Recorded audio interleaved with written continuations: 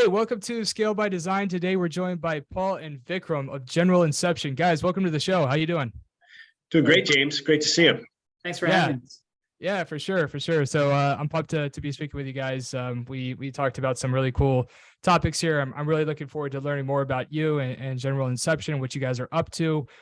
So to kick us off, I think just doing some quick intros would be helpful to everybody and all of our listeners. So Paul, could you kick us off and tell us a little bit about yourself and General Inception and what you guys are building? Yeah, I'd be happy to. It's my favorite thing to talk about what we're doing. So every opportunity like this is fun. So, we started General Inception in February of 2020 to solve a problem that we have experienced for years as, I hate to say it, sort of traditional venture capitalists. And maybe it helps to explain, like, how did I get into venture capital? So I spent about 10 years 15 years in technology research and development roles coming out of way too many years in graduate school. I sort of developed a wanderlust in my 20s and just studied everything that I could until they finally said, okay, you got to go out there and start making your way in the world. But through all of that work in academia, working in physics and bioengineering, I always worked at the intersection of things because that's where all the cool stuff happens. And I ended up, getting a PhD in applied physics and a master's in bioengineering at the University of California, San Diego. But the customer for all of that work was the U.S. government. And so I went and did a postdoc at Los Alamos National Labs in the weapons program there. And soon after completing work on research, I really kind of figured out that my joy comes from building tools, that I'm kind of a tools builder at heart. And so then I spent about 10 years commercializing some tools that I had been developing in the government domain and really identified as a serial entrepreneur. Spent that period of time starting companies, getting them financed, building the management teams, figuring out the right first market problem to solve, and so on. And then one day, one of the investors in my first startup took me to lunch and convinced me to switch to the investing side of early stage companies. And I think the proposition he made was, it's time for you to be the VC you wish you had, as you've been kind of doing the startup thing. And that just kind of hit me between the eyes. And so I took that pill and decided to start in venture capital in 2007. And actually, the firm that I started my career with is in your neck of the woods, Paladin Capital Group, headquartered in Washington, D.C. And as I started in venture capital, one of the things that occurred to me was that the whole time I worked in the national laboratory system, I never met a VC. And so I kind of started this practice of investing at the intersection of life sciences and all of the other technologies. And it was really some of those very early formative experiences that I'll come back and talk about when we explain what we're doing and why we're doing it at General Inception. But what I'd love to do is get my co-founder and friend and colleague, Vikram, to say a few words about himself first. Yeah, let's do it. Thanks, Paul. So James, very similar background to Paul's. I started my career in academia, really at the University of Illinois, where I did all my degrees focused in on electrical engineering, got enamored by biology, and started spending more time in research on the molecular side of bioengineering, so to speak, so really building genomics and proteomics profiling tools. And that really led me down the path of innovation and entrepreneurship, and really starting to understand how complicated it is to build businesses in life sciences and how much you need to know, and the diversity of different things that you need to understand, from not just engineering and product concepts, but commercial concepts, really thinking about regulatory, understanding the universe of landscape of different companies that you need to have as your customers, that you need to partner with, that are your competitors across the board. And that really led me to, understanding I needed to have a business education. And, I chose to pursue a learn by doing education. Worked at McKinsey and Company. So I joined McKinsey in Chicago, was there for just under a year, but spend a bulk of my time at McKinsey out here in Silicon Valley, which is where I live now. And really the move to the Valley and to the West Coast was really prompted by the ability to work with not just the traditional Fortune 500, 100 clients that McKinsey has, where you really get to learn a lot of the nuances of life sciences businesses and how revenue generating businesses are successful, but looking at the landscape of earlier stage companies, right? Things that are pre-IPO. It's later stage for what we do these days, but back then it was still pretty early stage. And McKinsey had a deliberate program of working with those companies. In fact, I had a chance to work with a few of those companies that were in the pre-IPO phase as well. Working on 2 programs, particularly going through the IPO process. So I spent my time primarily in strategy, corporate finance, and M&A, but also spent some time in commercialization of technology. So did product launches in diagnostics, medical devices, and worked on some biopharma commercialization as well. But most of my time was, really on the strategy side and on the mergers and acquisition side. And as I mentioned, doing some work on IPOs. All of that led me to really understanding that innovation doesn't quite take from the startup world into the large company. And it's not that large companies are not innovative, it's that they're innovative in a very different way. They're not as disruptive. Now there's a few examples of where they are, but they're not as disruptive. And so as I started to focus in on the industry side of things, on precision medicine practice, and really started to think about how do we build up innovation programs in precision medicine and really work with companies that are at this cutting edge of science, really convergence of bio and tech, which is really where a lot of the changes are happening, and how pipelines of pharmaceutical drugs and diagnostics and everything else is going to change. It led me to a company called Lam Research, where I was recruited in to be head of life sciences and really looking to leverage a company that was fundamentally innovative, right? They were a company that partnered with early stage technologies and IP coming out of the universities, had a massive infrastructure of 600 plus PhDs, leading in R&D organizations with every single expert in their field there. And we're really innovating at the cutting edge of technologies. I mean, it was really science fiction stuff for somebody coming out of the bio world, frankly, as to how industrialized innovation actually works. And that really started to spark the imagination. And as we started to build the programs within Lam of doing equity investments, partnership agreements, and our own product development, we really started to understand how much leverage you can have if you have really good core engineering, material science capabilities, and how important those are in terms of driving true disruption into the life sciences space. But it was always going to be too far from the core for the company. And as I left, the thing I left with, and the greatest gift that you can leave with, is a true understanding of the fact that innovation at scale is possible. Now, I didn't quite know how I would go about implementing it, but I knew that was the thing I wanted to do.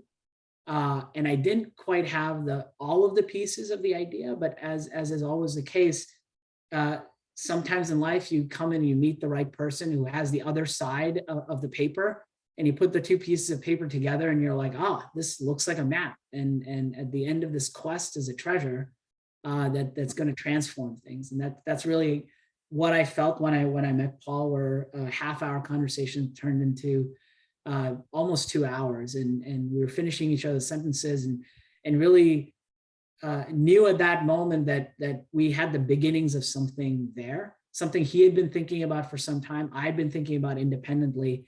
And despite the fact that we had different life experiences that brought us to that point, we knew that we knew where we wanted to go, and it was a very clear picture in our mind. And 2.5 years in, it still seems to be that we see the world the same way. So that's really cool. How did you guys initially meet? Like, who made the intro, or how did that happen?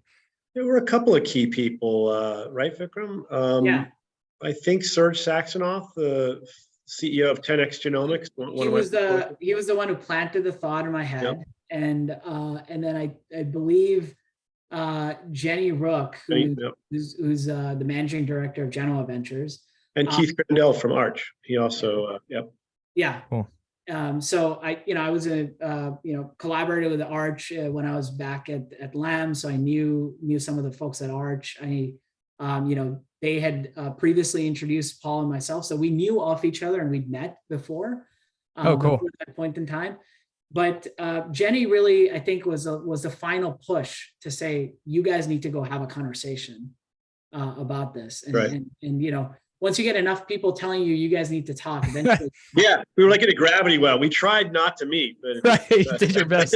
Just kept coming up. Yeah. That's really cool. I like that founding story. It's what's really cool is for both of you, it seems like this is a very passion-led, in terms of Inception, really bringing you guys together in terms of like having a passion for very similar things. And I love that. And just to be clear, as for everybody tuning in, the investments that you make, the businesses and the founders that you're working with are within life sciences, biotech. Could you give us any more clarity to the industries that you're playing in and focused on? Yeah, it's a great question. And it's in the name, General Inception. Mm-hmm. We've really thought long and hard about the name. We love it because it says very fundamentally what we do. We're getting involved at inception. The general piece, though, is also deliberate in the sense that, A, we're building something that we truly believe is going to outlive us. And when you think about some of the biggest brands that people are aware of, that kind of General Electric, General Mills, General Motors, there's a sort of a theme there of companies that outlive their founders. But also in terms of subject matter area, we have very diverse backgrounds. Our team, which we'd love to talk more about today, has very diverse backgrounds across the science and engineering disciplines. And remember, in my bio, I said, I think the cool stuff has always happened at the intersection. So we're very deliberately general. We feel like we kind of perfected this model of working with early stage startups in the areas that have something to do with healthcare, life science, biology. But we believe firmly that this blueprint, this approach, this philosophy translates across all of the other, what the kids today will call deep tech, hard tech types of companies. So today, functionally, very focused on life science related things, but that's not a permanent focus at all. Yeah, got it. That makes a lot of sense. And I know one of the things that we wanted to kind of touch on is kind of your investment thesis, how you think about building companies from the ground up, everything from how you're evaluating business ideas to entrepreneurs, right? Could you tell us a little bit about how you think about investing and working with entrepreneurs? Yeah, Vikram, why don't I take that, and then I'll catch a breath and let you correct everything I get wrong, because that's how it works here. So yeah, let's take a half step back. You've used the word investing. We do buy stock when we partner with founders. We're always explaining that that's the least valuable thing that we do, because the inception part is really what it's all about. And so we are typically co-founding companies with scientific founders who are maybe at a point in their career where they don't know all of the right people, or they don't even understand the vocabulary sometimes around how to explain what they're doing to customers, to potential executives, and to investors. And so it almost always requires a little bit of money to get someplace with, so we do buy stock. But for the most part, we're there to be a perfect business co-founder to scientific or technical founders. And then on occasion, if there's a company that's already formed but isn't really ready for professional investors, we'll partner with those companies too. And often we will make some form of equity investment, but usually we're being embraced as people that do the work of figuring out how to define the right product, figuring out how to enter the market, how to price that product, what the competitive landscape looks like, and so on and so on and so forth. So it sounds like you're doing a pretty heavy lift, right? Like, I mean, you're not the just heaviest. right. So it's heavy talking about platform services. It's like you're actually rolling up your sleeves and helping build these companies. So is it just, I mean, I know you mentioned you built a big team around you that, pretty quickly over the past couple of years to help support and help hopefully drive, these companies forward. How much of the work are you guys doing? How much is your team doing? And to what extent are they like working in the business? Curious to learn more about that. Yeah, I think it's great for Vikram to jump in. Yeah. I think it's fundamentally the goal for us at all times is to bring the best possible person for that scientific founder, for that idea in the room at the right time. And to be able to create a bit of an effect of allow for the bonding effect to take place where the scientific founder and the right executive who sees the picture and the vision clearly and the 1 + 1 = 4 starts to happen in there. And that can sometimes be us, but I think by and large, it has to be a broader subset of people because, we don't know everything about everything and we'll be the first people to admit that. And I think this is where I think it's really important to have a big network, a big team, and a big bench of people. And so some of those people are people that are directly on our team. And some of those people are people that we have to go find that are 1 to 2 degrees of separation away from us in terms of creating that right person in the right conference room to help build and nurture the idea. Sometimes that's a technical person because there's a very important technical problem around translating the science to a product that needs to happen. And sometimes that's a market-focused person who's really, there's work that's been done. It's a prototype. It can generate data, but figuring out what the first market application is can be the difference between, success and failure for it because there just isn't enough patience to see the first, second, or third application fail before the fourth one finally succeeds down the line. And so it's really, really important for somebody that understands the market clearly and can help figure out what the right product configuration needs to be to test the marketplace with it. And sometimes it's a combination of those. So, the people that we bring on are typically, CEOs, COOs, heads of marketing in previous companies that have been there. They've played that role before, so they've gone through the hopper of really understanding what it takes to build businesses and build companies. Sometimes they're from larger companies translating over, and sometimes they're from startups. But all of them have this entrepreneurial spirit of understanding exactly what it takes and to work towards a goal with a passion associated with it. And those are the people that we're trying to bring more and more into our network, whether it's as direct employees or it's as folks that are going to be directly working on individual opportunities. And sometimes they end up becoming the full-time executives in those companies as they go on to raise venture financing rounds after the initial bit of evidence is gathered and the work is done. And sometimes they help recruit in the folks that become the full-time executives down the line. So there's a modicum of flexibility in the model that exists, which is really important to us. And it's been really important to a lot of the executives that we've interacted with over time.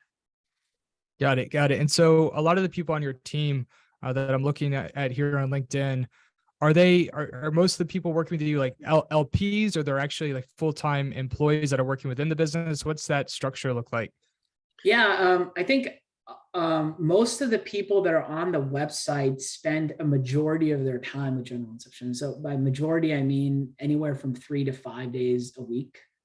So they're full-time executives or employees, or they're spending upwards of 60% of the time on all things General Inception related to that. And it's important for us to create a little bit of that flexible model because the best people always have many things going on in their life. And so, if you start to create an overly constrained environment around exclusivity, it does seem to create some, and having those degrees of freedom are important to everybody.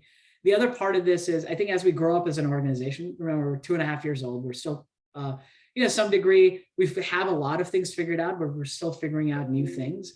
But as we grow up as an organization, I think we expect more and more people to be waking up every day and only working on things associated with General Inception, even if they aren't necessarily a W-2 with us. So, love it. Yeah, and so they are employees or contractors to General Inception, and General Inception's a corporation, not a fund.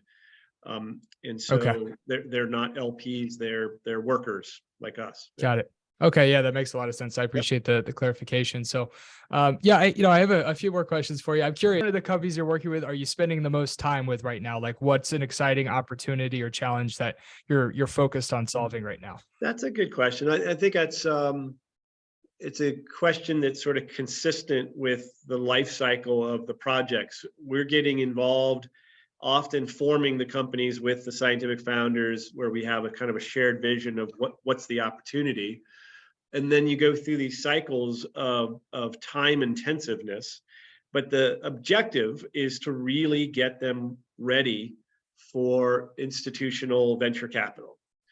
And that means like being rigorous about what do we think we know and how do we know that, and being able to really make the strongest case that this thing's worthy of venture capital investment. And so there's a lot of activity at the beginning of the process, and then a lot of activity when we're kind of preparing to help them go raise financing. So I'll speak to one, a company called Partillion, that at a moment in time, we have nurtured this company that was spun out of UCLA, Dino DiCarlo's academic lab at UCLA. They've invented a very unique technique for measuring millions of cells in parallel and what those cells are producing. In other words, what they're excreting from their cell surface. And this is colloquially referred to as the secretome. If you've heard of the genome, there's a sort of a secretome. And so we really worked closely nurturing the company's sort of path to figuring out what it wanted to be when it grows up. And fortunately, being able to get some customer traction even before going to raise venture capital money, like the best kind of validation that the market cares. And so over literally the last few weeks, that all culminated in activity where we secured a term sheet from a major life science investor in the space and are now just in the process of closing that financing. So that's one where we were involved at inception.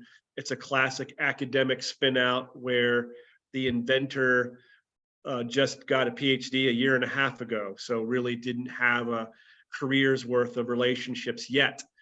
And the objective is, of course, that if we treat that founder right, we kind of are successful in helping them get on the road and running fast towards towards success, that we're going to be able to do that again.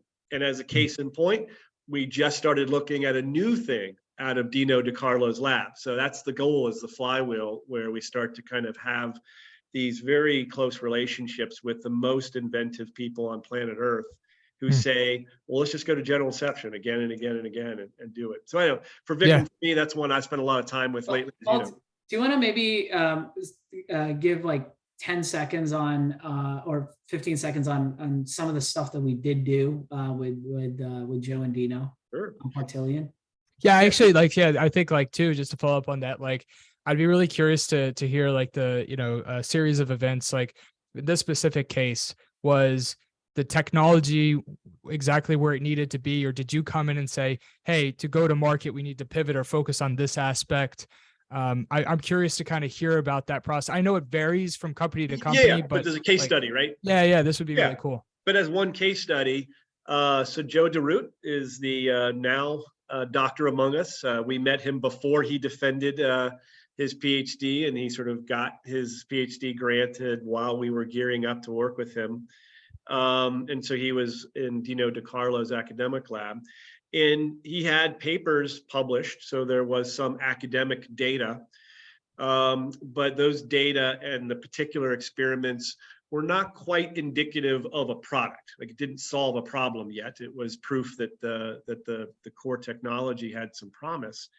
And so early in the relationship, we had to work with them to talk to potential customers. So academic customers are likely to be their first type of customer, and start to identify and rank order what are the kinds of problems that map to this technology.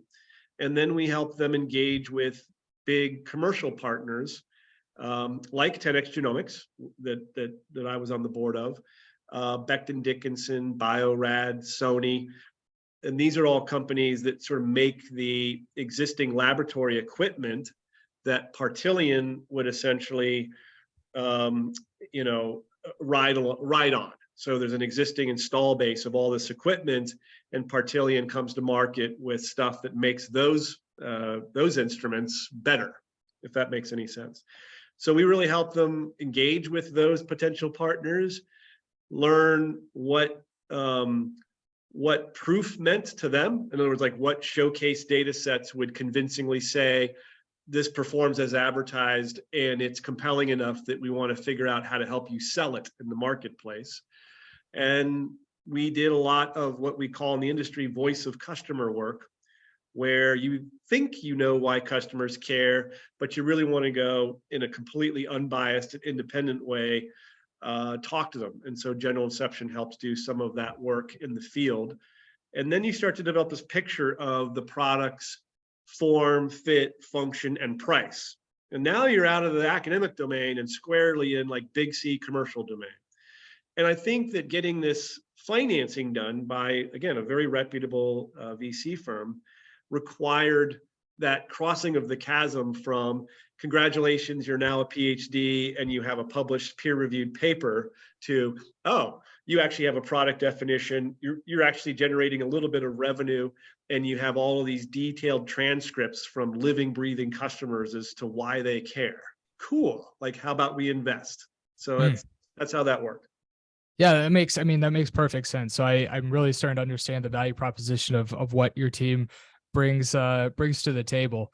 And I'm sure too, it's not only access. I mean, I'm sure access to VCs goes through the roof in terms of giving more funding options at better terms. And I mean, that's a huge value add. But I mean, simply put, it gives companies a much higher chance at actually succeeding. And getting to the point where they could really get investment to bring the company to the next level. Because otherwise, like, I'd say a lot of founders, particularly from a highly technical background or PhD background, as you mentioned, there might be significant gaps in figuring out how to even put together an initial product offering, let alone a go-to-market strategy. So I think it's like, given how technical a lot of these companies are, they probably need a lot more help than potentially like another rev ops tool, or something where there's people that typically they don't come from a scientific background. They're not coming from a PhD background. They're coming from like a corporate startup background. Right. They may not, have the proprietary value prop with technology, but they understand that side. Your founders, it sounds like, are incredibly technical, coming from a scientific background, and you can accelerate their growth curve and give them a lot more opportunity and a likelihood of success by making the introductions, telling them how to bring a product out of the what they're developing. I mean, it makes a lot of sense. That's really cool. I like it a lot. Yeah. It's a lot, James, about helping them understand what the right signal is that they need to solve for. What's the right evidence that they need to generate that is going to be a signal that a venture capitalist will be able to interpret and say, I know what this is and I know where this is headed. And therefore, most importantly, I can understand what risks I need to underwrite for the next round and what is the next bolus of evidence that we need to go generate in order for this to continue to grow as a company. Because that's what this is, right? It's literally, if you think about companies and products, and we do, right? Every product concept starts off with a certain amount of risk And you go through the process by spending money and using time and resources and gathering evidence and degrading the risk over time. And this is sort of the first most important step in degrading the right risks at the right time, so that when a VC comes in, they say, okay, the things that we're most worried about are either solved for or at least understood enough that we can now understand what the next step needs to be for a classic seed stage financing. Right. And I'm assuming too, it's like when the VCs know that you are one of the founding partners, that gives them a lot more confidence in the company as well, because they know there's business-minded people that understand how to bring products to market involved alongside the founder, right? I think that's right, James. And some of that is going to be reputationally, which,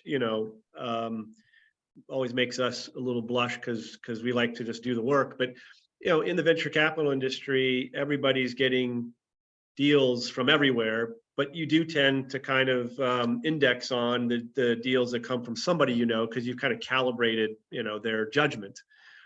We don't really focus so much on like trying to market our judgment, but more that if it's a General Inception company, any investor in our network knows that the work's been done, that it isn't just a bunch of hyperbolic claims on some PowerPoint slides, but that we've done the work. We've done the field work. We kind of know if the market will buy this. We know what they'll pay for it. And we kind of know like what the roadmap should look like.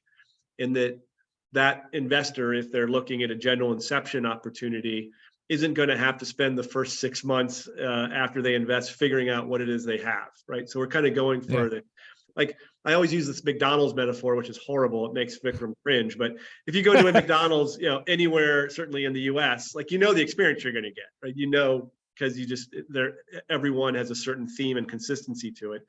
And so what we're going for is that kind of repeatability and an established quality bar that it's GI inside. Maybe we'll invest, maybe we won't invest, but we know that what's on the slides we can kind of trust. I love it. I'd rather use the Intel analogy than a McDonald's. Yeah, okay, yeah, we got to work on that one, James. We're trying to be a little bit more of a premier organization here.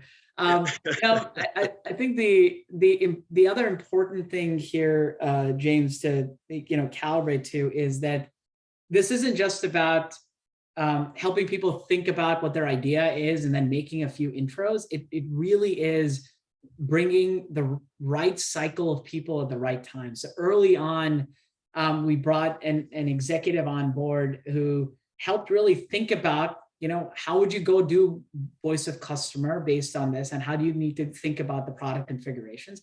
And frankly, this was one where Paul scrubbed in quite a bit as well, because he sort of knew the space inherently well from his previous investments. And so really helping understand how you think about the journey of your product concepts and what the iterations of those products need to be. But as they matured further down the line, we brought in different people to help them understand exactly how they need to conduct the voice of customer and what signal they need to draw out, and helping construct those things directly. So it was really rolling your sleeves up and doing this.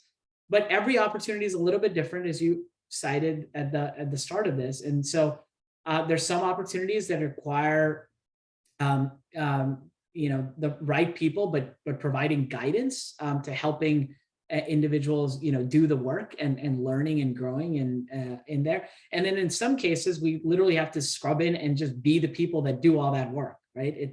There is no cavalry coming. It is us who's doing all the work in those cases. So right, well, it's a lot of fun too, because it sounds like you have slightly different points of impact based on the company, which it keeps it kind of fresh and interesting, right? And it keeps, it's intellectually stimulating, I'm sure. Lots of challenges. That's very insightful. I think what we are doing is taking something that is artisanal in a lot of ways, meaning every one of these projects is a little different, but then with Vikram's strength, providing just that right level of normalization and standardization so that we can scale up this artisanal thing. Sorry, Vikram, I think I cut you off. No, I was gonna say that exact word is that this is something Paul often says, is that company creation fundamentally is artisanal. It's artisanal for an entrepreneur, And you can ask an entrepreneur, there is no such thing as a rinse and repeat, right? There's elements of rinse and repeat that, Sure. that are there, right? Which is this, you probably want to partner with the same IP firms and the same HR firms and the same finance people to come across the board. But even their jobs are artisanal when it comes to company creation. And so, Yeah. You can bring together the same people, but the work that they're going to be doing is going to be unique based on the opportunity that you're looking at in there. And, right. I mean, in some of those that's really relationships you carry over are going to be people that are adaptable and are not going to take that copy paste approach that are exactly. Yeah, that makes a lot of sense. And we got about 5-10 minutes left. I don't want to come up like right to the end of time because then we're going to be rushed, like signing off. But I was hoping we could kind of take a step back and get to something a little bit topical. If it's cool with you, I would love to get your thoughts on what the heck is happening in this market. With the economy, what we're seeing with interest rates and inflation. I would love to kind of get your take on the road ahead, how brutal it's going to be, how long it's going to last. I know you don't. None of us have all the answers, but I'd love to get your take on what's happening. And then to follow that up on like, where's the opportunity now, not when we're coming out of this, but, as entrepreneurs, as investors, where do you find in the middle of this storm, where do you see the opportunity? So it's kind of a two-part question there. Yeah, at least 2 parts. There's a lot to unpack there. Yeah, sorry. I was just like, I know we could probably talk about that for an hour. So 5-10 minutes to see if we can. That's the next podcast. Yeah, exactly. We'll do part 2. I'll jump into that pool and I'll try to leave some space for you, Vikram. So look, I think I'm old. I've been through a few of these economic cycles. So I think fundamentally what's happening at the macro level was due. It's healthy. It's painful, but it's healthy. And I'm kind of, glad that it's happening because it means that we're sort of kicking back into a new healthy norm in terms of how people think about assets generally. So that's the macro. I would say that all of the data over many economic cycles, like the one that we're sort of starting anew here, suggests that the absolute best time, the best years in which to start a new company are these years when things have imploded and there's a sort of a rebirth that needs to happen around how all of the asset classes think about asset allocation. And so while we didn't plan it this way, I promise you, we couldn't be more bullish about the opportunity for formation stage and seed stage investing in deep tech ventures. All the data is on our side to suggest we're going to do great over the next 10 years. And our investors are going to do great. More importantly, our scientific founders are going to do great. I would also say that when you look at the century we're living in and kind of compare it to the last century in terms of big macro things that drove the economy and drove wealth creation and frankly drove transformations in our way of life, everything that's happening in biology and biology related things right now in this century lines up perfectly with the last century around things like computing, and I would argue physics. So many more people are saying this is the century of biology in the same way that the last century was that for IT and physics and connectivity. So again, that makes us very, very bullish that we're focused on macro, not where we are with a year or two of downturn in, say, public company valuations and things like that. So we feel like we're in the right macro space, working in biology at the right time when the economy is starting over on a new cycle, to be doing exactly what we're doing right now. I don't know, Vikram, maybe some comments more on the micro. Yeah, I think, Paul, to your point around where we find ourselves without having planned for it is really early, with a viewpoint of really understanding that building things that have impact, that solve problems, somehow magically always have a market, doesn't matter what the economy looks like, right? And I think I know it sounds like a generic statement, but fundamentally, every one of our companies is answering a really important question or solving a really important problem that exists in the space. And it happens to be using the power of biology or answering question about biology that Mother Nature has sort of perfected and posed for us and just dangled out there for us to go find the answer to. And if you approach it with an understanding that each of those is an endeavor into curiosity that ultimately at the end of it leads to a business that helps you not only understand the question, but understand what the consequences of those questions are and how it solves a really important problem in the marketplace, is really businesses that are going to be fundamentally there to create value, generate revenue, and therefore always be something that there's going to be room for in the marketplace as they go forward. And that's kind of the fundamental thesis of every company we create, right, is that underpinning piece of it. Is it answering an important question, or is it solving an important enough problem that is likely to create that type of an impact? And that would be true for us if we were back in the bull years of early 2021 or we are today, right? It doesn't matter. We would have probably been doing the same exact thing. Fundamentally what we're doing is completely resilient to what's happening in the economy. It's public stock prices or otherwise. Everything, valuations, everything about what we do is pretty resilient to all of that. Yeah, and I've heard just my conversations with VCs.